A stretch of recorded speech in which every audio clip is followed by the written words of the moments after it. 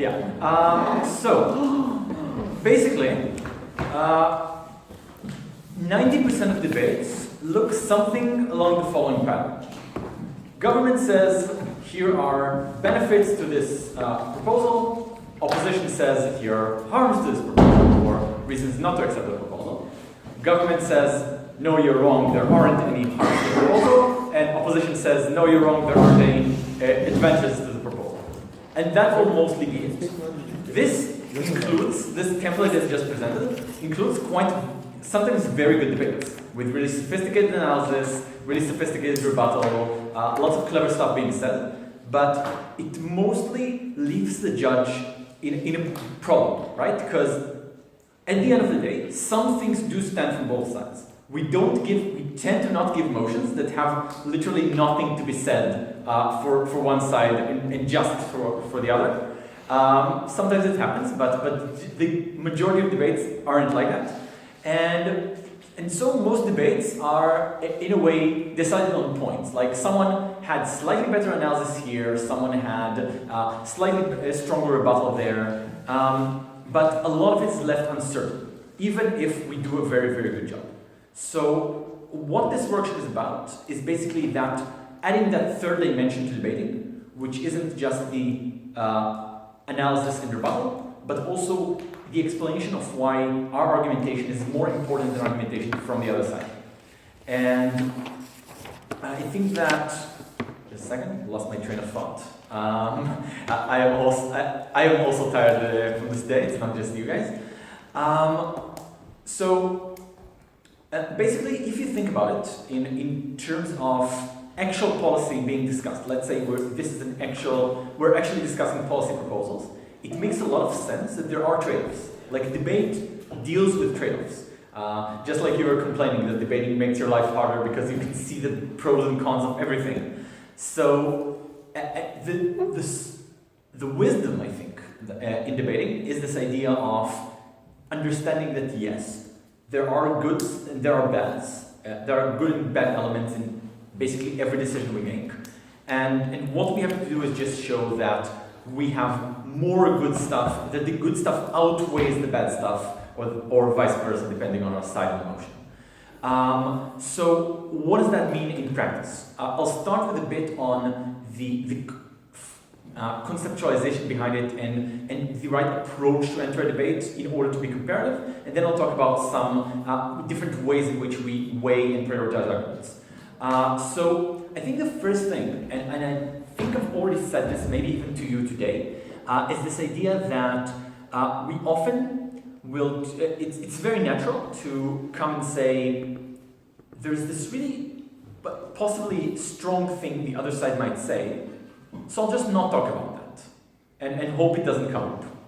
Sometimes that works, because sometimes the other team will not think of that thing and you have really, like, you thought of a better argument for op than op did. That will tend sometimes to happen, but in most cases it won't.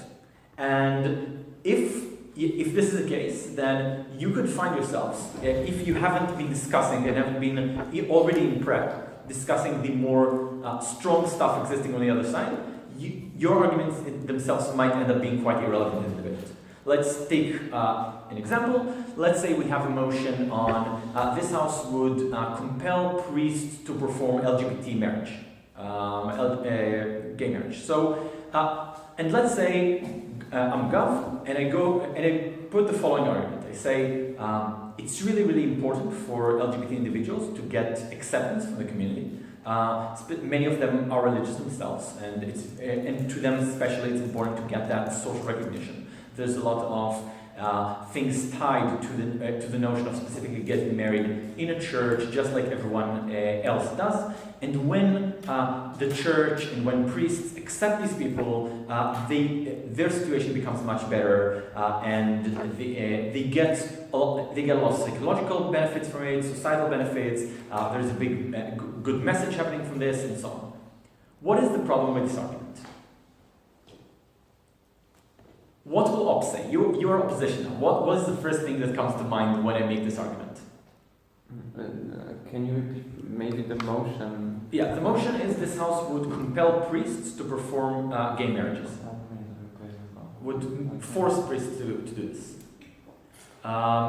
So I think the main problem is there is a big difference between the government telling the priest you have to do this, and everyone accepting this and saying, oh yes, we now love LGBT people, even if we didn't before. The likely scenario is actually, people feeling that they've been coerced, that their way of life is being threatened. You have people demonstrating outside of weddings.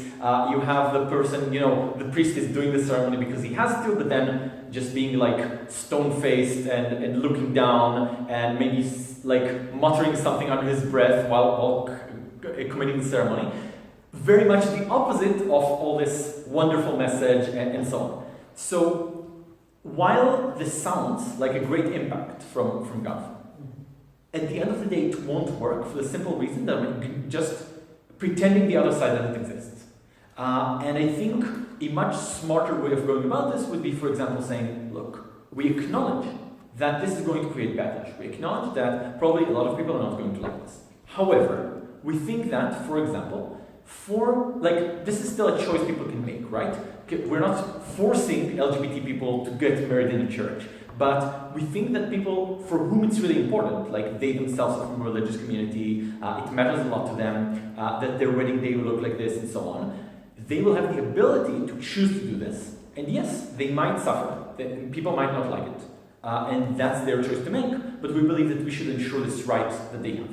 Now, this, for example, the impact of this argument is much weaker, right? It's not saying we'll get acceptance for everyone, it's not saying everyone will be happy, it's just saying like some individual people might be better off because of this and might gain a certain right.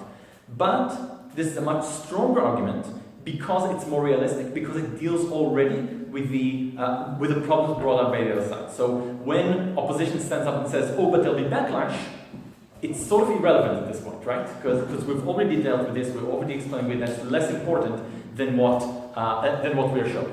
So I think just entering with this mentality of saying from the beginning, from PM, we're going to be directly engaging with the stronger side of the other team is a very, very powerful way of entering debates and a very powerful way of winning debates. Now, obviously, sometimes in certain motions it's easier to do than others. There are motions where it's very clear what each side stands for. Like if we have a motion, this house would abolish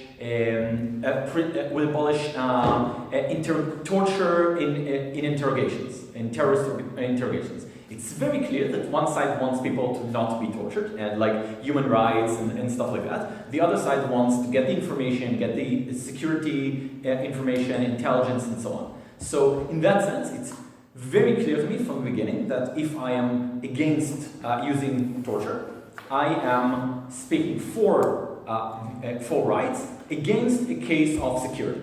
And I can just from the beginning say, here's why, even in Prime Minister, this is why these rights of prisoners are more important than security.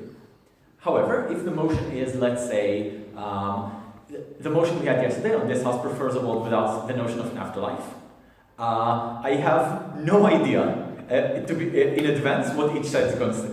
Like, there are many, many different ways to approach this motion. There are many different things that could happen, and sides might want to argue. And in that sense, it would be significantly less effective to just start my PM with a certain comparative that the other side might not even pick up. So it's something to consider, but I do think the approach generally is a useful one. I'll say one additional thing conceptually, which is when we prioritize arguments, the two very common problems that have been there. One is comparing our strongest version to the other side's weakest version. So for example, saying, if we have a debate about the death penalty, going from opposition saying, look, we have proven that literally hundreds of people will die by mistake as a result of as a result of false accusations, of evidence being wrong and being falsely accused. On the other hand, the other side has hardly shown any impact of deterrence, and therefore we win. That is a bad weighing. The reason it's a bad weighing is it's obvious, right? if these things are true, then I don't need this weighing in order to win. If I've literally rebutted almost everything the other side has said and proven my arguments very, very well, I don't really need to do this weighing. It doesn't contribute to anything in itself. A strong weighing would be, for example, saying something like, look, even if the government side manages to save lots of lives through creating deterrence and through people not wanting to commit murder, it is enough for us to show that a small number of people are going to be wrongly executed for you to reject this motion. Obviously, you have to justify why that's true, like either principally or something of that sort. But if you prove this, then that's a very strong way, because that means you have a very low threshold that you need to meet in order to beat the other side. Is that clear? Are you with me? Just making sure, because very quiet, so I just testing it once in a while. So that's one thing. Always try to consider to weigh against the stronger version of the other side's case. The second thing is, weighing does not come as a substitute to analysis. We still need to prove our arguments and then prove why they are more important than what other people have said. Because otherwise, let's even take a motion where it's very clear that what we actually need to do is weigh. So, for example, if we have a motion on not allowing, to have fixed terms for Parliament. So you can't disperse Parliament after a few years. It's just like set terms of 4 years, and you cannot disperse the Parliament before that. Technically, it's quite clear that this debate is mostly going to be about a certain trade-off between, on the one hand, you have a more stable government, because government stays, Parliament stays no matter what. On the other hand, you have less representation, because even if most people actually want that Parliament out, it stays, right? So, if I start as Prime Minister just giving a 7-minute speech on why stability is more important than representation, I'm still in a bad position in the debate, because I still haven't proven that we get more stability. Like, even if it's a trivial thing to prove, if I don't prove this, the other side, anything the other side says about, oh, but it's going to be less stable because X is going to beat my entire prioritization, right? So, we still want to analyze our arguments, we still want to rebut the other side's arguments, but as I said, there is a third dimension, which is weighing, explaining why our arguments are more important than their arguments, even at their best version. So, 2 places I think are useful to have prioritization in. Either just finish the analysis and then say, here's why this analysis is more important than other points made by other teams, just like you explain at the end of your point why the thing you've proven is important, like why should we care about the damage, what the impact is. In the same way, just show, and this is why it's more important than this other stuff that other teams have brought. This is one way of doing it. The other approach, which I think is also completely fair, is just dividing it between speakers. One speaker doing the analysis, another speaker, usually second speaker, doing the weighing and prioritization. The reason that's sometimes very useful is, first of all, the second speaker knows more what the other team's case is, so it's just easier to do.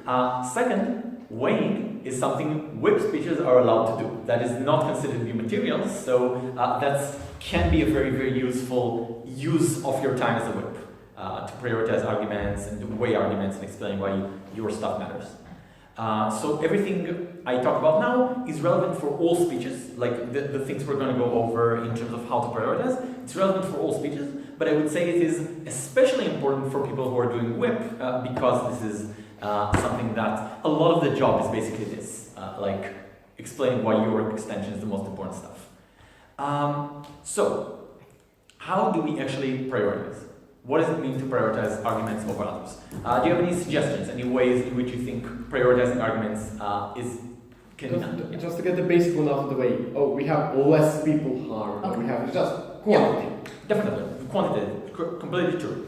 And there are many different quantitative ways that you can do. For example, we influence more people. The level of harm caused is greater. It lasts for longer. this is short term, this is long term. All these things can be used as ways of weighing. Obviously, each of these is better if it's explained, like why is this the relevant thing?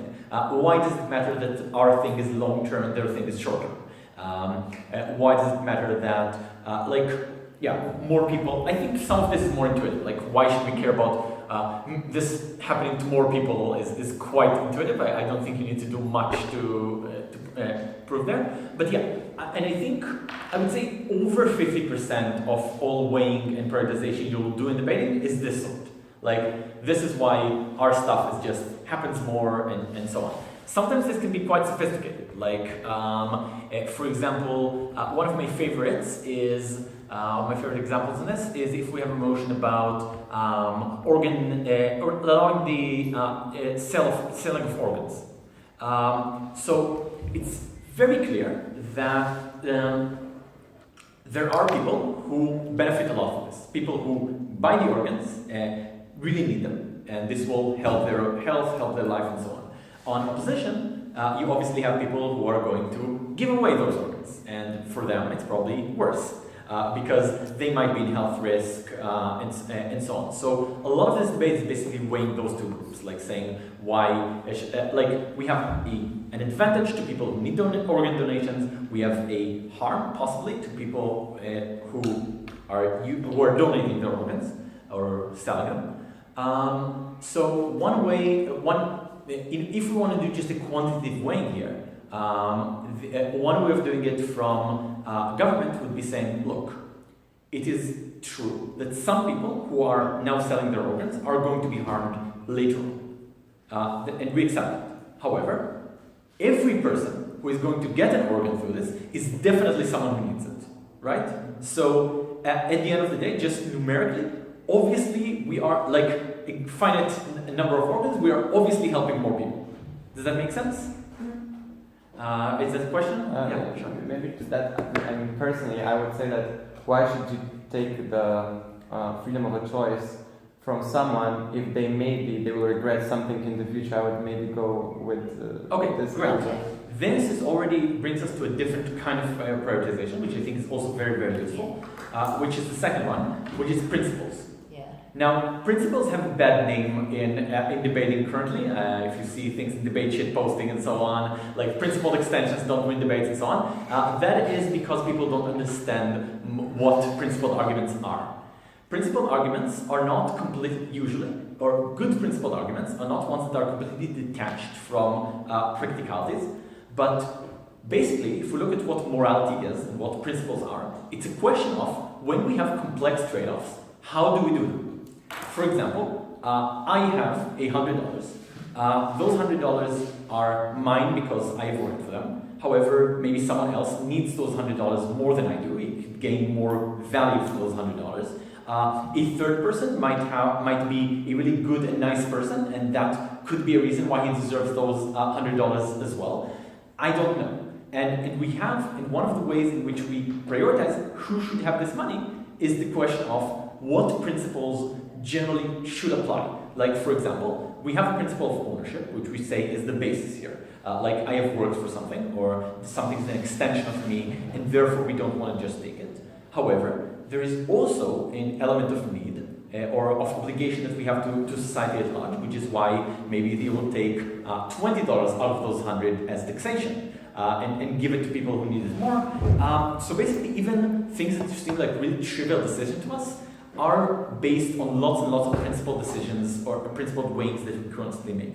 Now, for example, in the organ donation debate, completely agree that one of the classic way, a very intuitive way of weighing these two things, the harm and the benefit, is saying these people chose to have this, inflict this harm upon themselves. They chose it because they get some compensation in terms of money.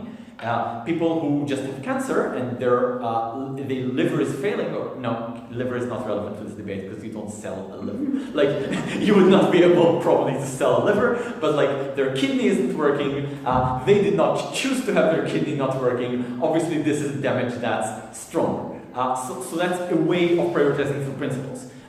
Those ways are really numerous. Like, for example, a debate in Dutch Rolls on allowing soldiers to form unions, to form working unions. And so in the debate I was in, Gov says this is really important for soldiers, for their safety, and they give good analysis why,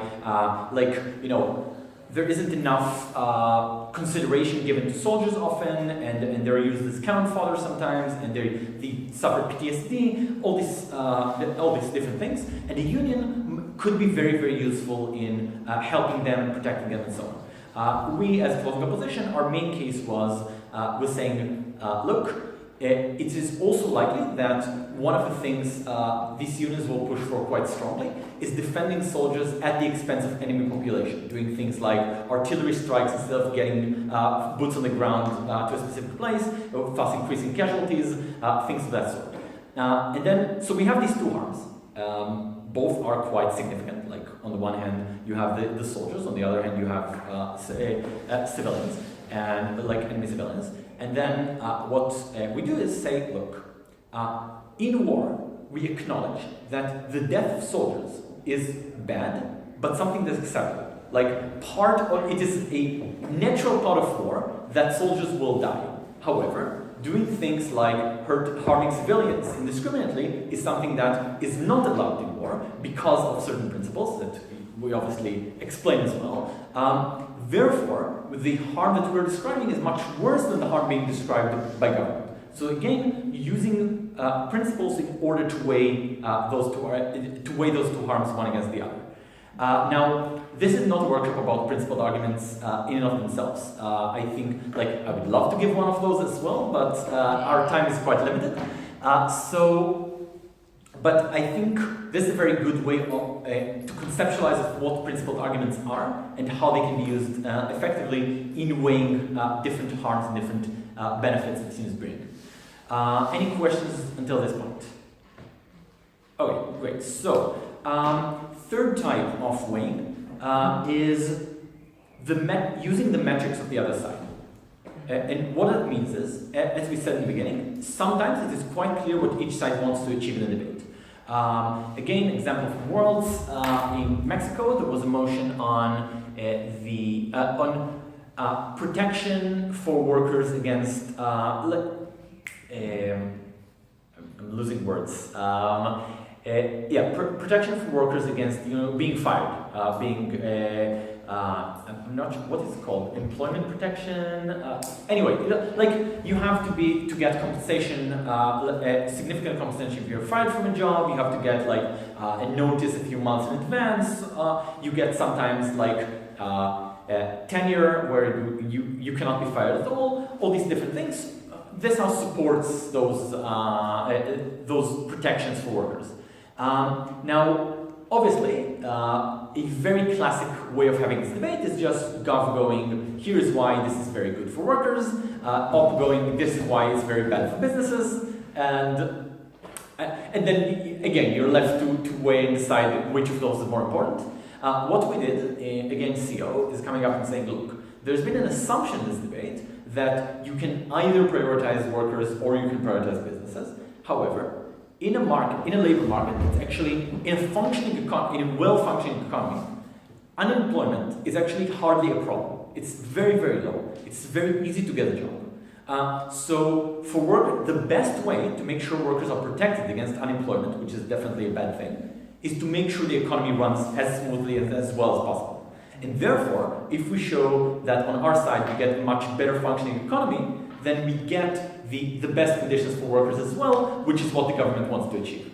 So the idea is, if I manage to prove this, then I automatically win over Gov because I am getting what they want to get better than them. So that's, I think, a very powerful way of weighing and prioritizing our arguments.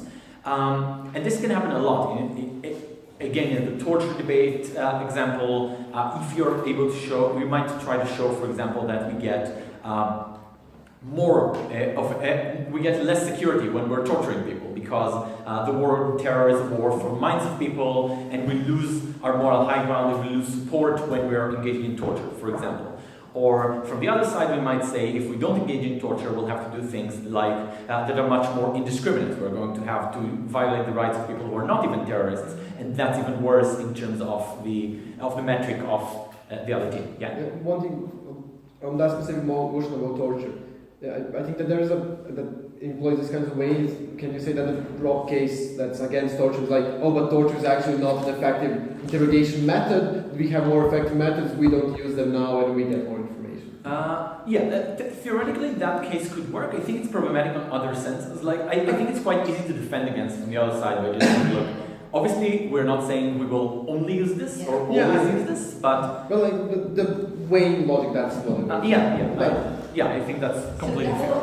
So basically, this argument though is more mitigatory, unless you're able to prove that the kind of information you get is actually harmful or misleading, right? Because at most, what you've achieved is to just downplay the benefits, which you should, obviously. Yeah, very, very true. As I said, sometimes it is not entirely clear what the other side is standing for, what the metrics of the other side are. I think that's actually a very useful use of POIs. Just going, what do you want to achieve? Like, what is your metric? What do you think wins this debate? Obviously, teams can refrain from answering that, but I honestly think it helps the debate in a sense when teams, it makes it a cleaner and more interesting debate when teams actually are forced to say, this is our principle, this is the thing we want. I think that is a useful way of using your POIs and your times for engagement. And also just picking up on statements that made during their speeches of like, from which you can draw, look, this is essentially what this team wants, this is essentially what they want to achieve, and just play with that and show how our arguments are able to achieve that better. Now, one that's slightly more complicated, but very devastatingly effective when used well, is something called logical precedence. I'll give you an example. Again, motion, this time taken from the World Sharmila in Berlin, where there's a motion, this house would subsidize public housing for the poor in rich neighborhoods. Specifically, obviously in this debate, the clash is specifically not should we subsidize public housing for the poor, but should we do it specifically in rich neighborhoods, as opposed to just poor neighborhoods or random neighborhoods, whatever. And here's the thing that happens. Gov explains that this will lead to, this is opening half, OG explains why this will lead to much better, their children of poor people getting much better education, them getting better access to jobs through connections with rich people becoming more informed about the problems that poor people face, and therefore using a more political lobby in order to further their causes. All these things are proven and proven well by opening government. Opening opposition, the leader of opposition has spent the entire speech explaining that there will be feuds between neighbors, and they will and people will dislike each other. This is things as they currently stand. Who would you say is winning at this point? Government.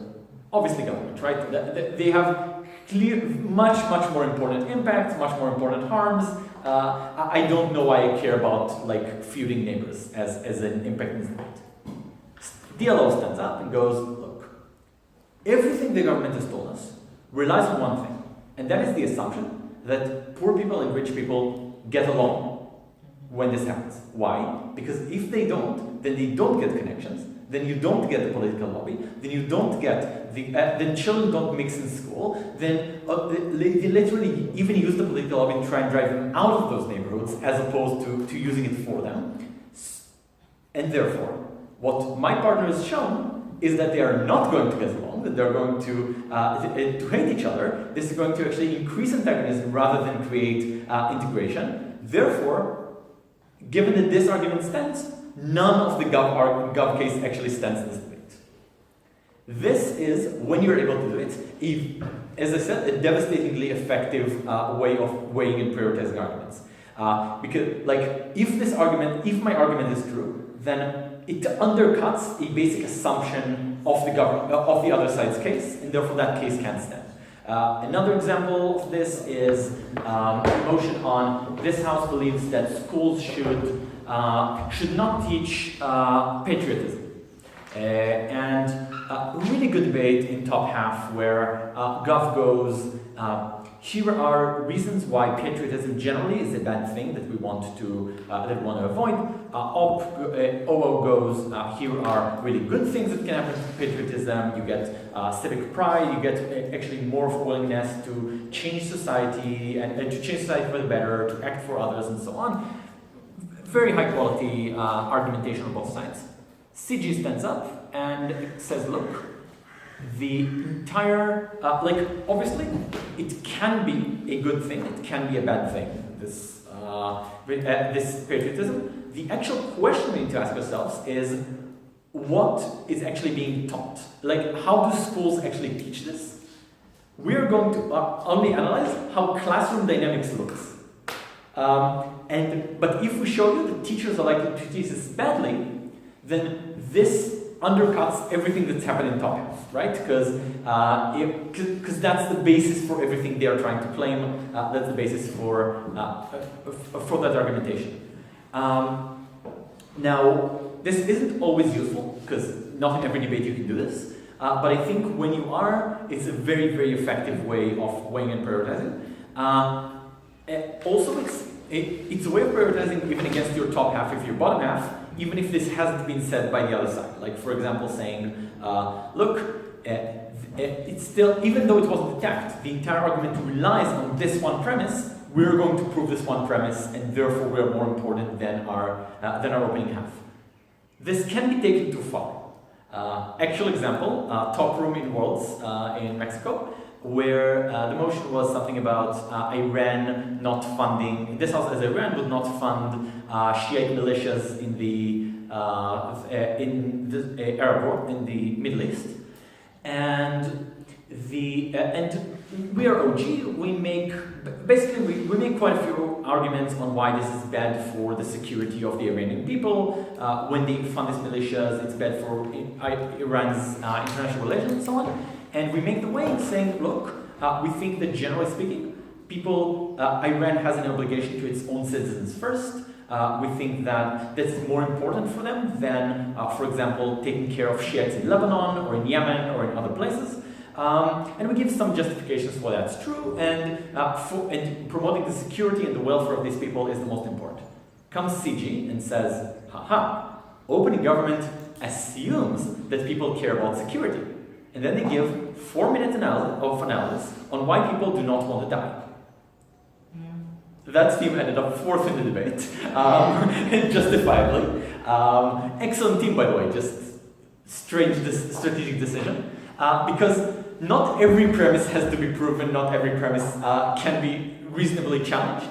But if you're able to show that your argument establishes or knocks down a significant premise of another side's case, that's a very, very useful way of prioritizing and explaining why that argument is more important than other stuff. Let's see how long I have, not a lot. So, two final things on ways of prioritizing and weighing arguments. One is, I don't have a particular, this one, all the things I've touched on so far are things I've already done in other workshops of this sort. This one is actually one I've come up with recently, so I don't necessarily have a clear name for it yet. But basically, it's about whether something damages being unique to one side or the other, in the sense of, you know what? Let me think about this for a second more, and I'll come back to this when it's more clear in my head. For now, I'll say a few additional things on weighing from bottom half against your opening half. Because everything I've just said can also be used from bottom half against top half. Principally, our case is more important. It creates more impact. It achieves what the other side wants better, or it achieves what our opening wants better than them. All these things are valid prioritizations. But there are a few things that are unique to prioritizing against our top half. One, engaging more strongly. Our argument engages more strongly with what the other side has, where the other side has put the clash.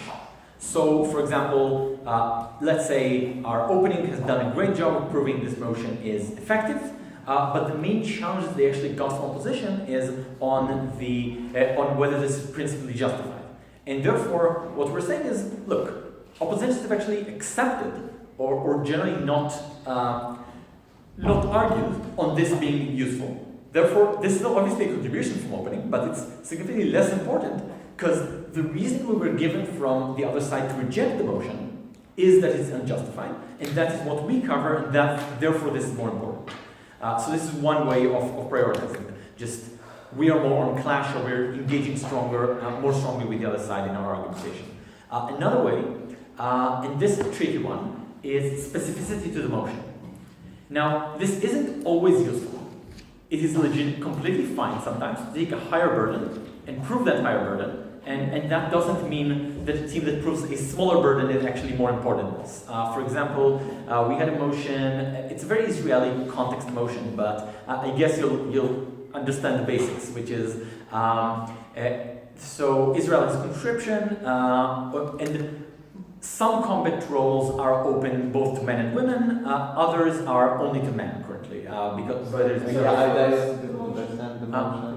Wait, I didn't say what the motion is yet. I just said this is the situation in Israel, and the motion was this house would open all combat roles in the IDF to women. I don't understand what that means. Okay, so for example, currently you have. No, I don't get the word. As in the conscription motion. Yeah. Military. Military. Yeah, Oh, yeah. like having a mandatory. Yeah. Israel right now has mandatory military service. Okay. Everyone goes to the army, and both men and women. But some jobs in the army are only open to currently to men and not to women. Yeah. Like for example, if you want to be in a submarine, only men can do that specific one. Or for example, I don't know, like specific commando units, stuff like that. So the motion was opening all the roles in the army to both men and women.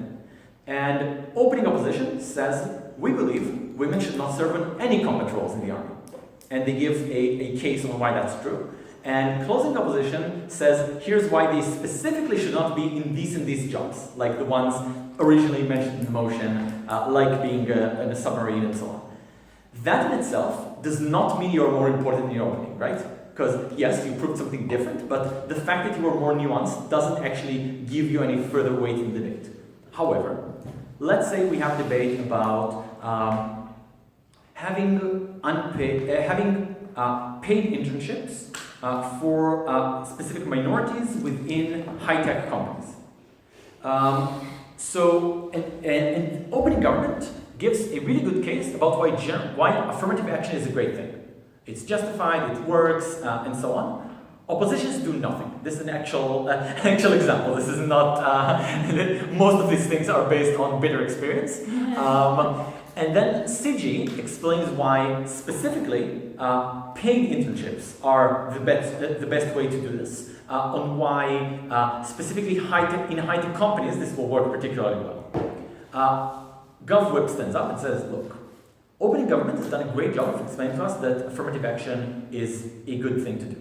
However, obviously we don't do affirmative action in every circumstance. Like, there are companies and there are places where we implement affirmative action, there are others where we don't. We also have seen that sometimes affirmative action works and other times it doesn't. The actual question is, what type of affirmative action is good, and is this case a good type of affirmative action? And this is what we have specifically shown through our analysis of why specifically paid internships and why specifically in high-tech companies. So that is a way of actually showing why the nuance that you bring is useful, and the specificity that you bring is useful and important to the debate. Does that make sense? Cool. One final thing, and that's like a dangerous move that I only suggest doing if you have a very strong opening team and again very little clash going on the other side, which tends to happen, especially early rounds in a tournament. So is just going by burdens of proof, saying, look, even if this wasn't challenged, this is something that Gov has to prove to win this debate. They haven't proven this thing, we are proving it. The reason this is dangerous is because you're pointing to the judges that there is a burden without which, that if the judges don't buy my analysis of this either, then I'm competing for the third and fourth, And right? if they don't buy that, that's the burden. Hmm? And if they don't buy that, that's the Ex- specific burden, yeah. Yeah, no, if they do buy that it's a burden, but they don't buy that I've actually proven it. Oh, that's even worse. Yeah, exactly. So that's why it's risky. Because I could literally persuade my judges that I am losing to the other side of the debate, to the other bench. However, sometimes it's worth taking the risk. Because this is my only way to prioritize, and I'm pretty confident I've actually proven this. So this is another way of doing that, weighing and prioritization. So I think we should, these were just different ways of thinking about how to weigh, how to prioritize. I'll hand over to Sharmila now for practice, more drills and Yeah. demonstrations of how to do this. Yeah, I'm just gonna make you do motions actually. So please stand where the camera will see you. Oh yeah. I don't think we can do full speeches, but I think what we can do is I'll give you a topic and you brainstorm it with like maybe the person next to you or 3 people, and then let's just go through it together as a big group. What you are thinking about is, what do you think is the core claim that each side will be standing on, and how are you going to, so you have to put on both hats. On prop, how are you going to edge out the core opposition argument, and on op, how are you going to edge out the core prop argument? Like, it's just like very broad strokes. Then the feedback can kick in when we go to the specificity. So let's do a very classic one, right? So let's do ban abortion. So think through the strongest argument on prop, how you expect op to deal with that and weigh these things, and then how would you weigh it on prop? What criteria and what metrics would you be using? So think about both sides. And then we'll chat. Is it clear? Yeah, but you said the groups. Ban abortion. This actually is really hard. I think we can kill this. Or I think Has this motion been run actually since the World Final?